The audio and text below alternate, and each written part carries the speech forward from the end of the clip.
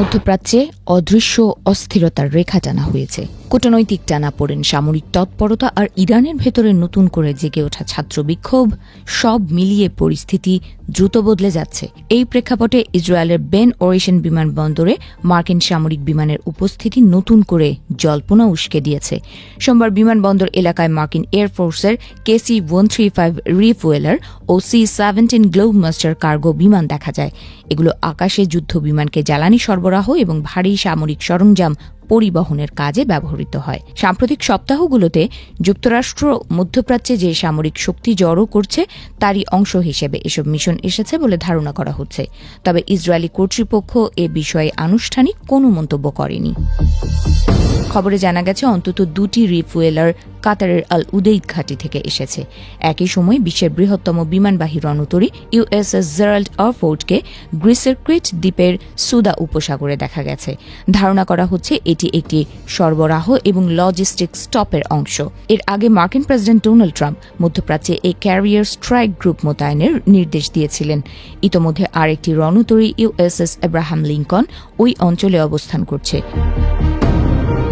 যুক্তরাষ্ট্র ও ইরানের মধ্যে পারমাণবিক কর্মসূচি নিয়ে আলোচনা চললেও আলোচনা ব্যর্থ হলে সামরিক পদক্ষেপ নেওয়ার হুমকি দিয়েছে ওয়াশিংটন। সামরিক বিশ্লেষকদের মতে ফেব্রুয়ারির মাঝামাঝি থেকে 85টির বেশি জ্বালানি ট্যাঙ্কার এবং 170টির বেশি কার্গো বিমান মধ্যপ্রাচ্যের বিভিন্ন ঘাঁটির দিকে গেছে। 2003 সালে ইরাক যুদ্ধের আগে যে বিশাল মার্কিন সমাবেশ দেখা গিয়েছিল, তারপর এটি সবচেয়ে বড় সামরিক উপস্থিতি, যদিও এবার বড় ধরনের স্থলবাহিনী মোতায়েনের লক্ষণ নেই।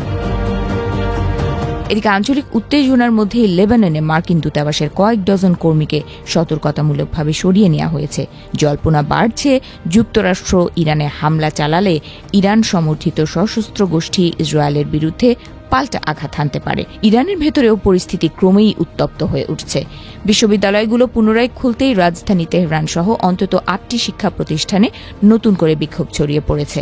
জানুয়ারির শুরুতে সহিংস দমন পীড়নের পর এই প্রথম বড় আকারে ছাত্রদের রাস্তায় নামতে দেখা গেল।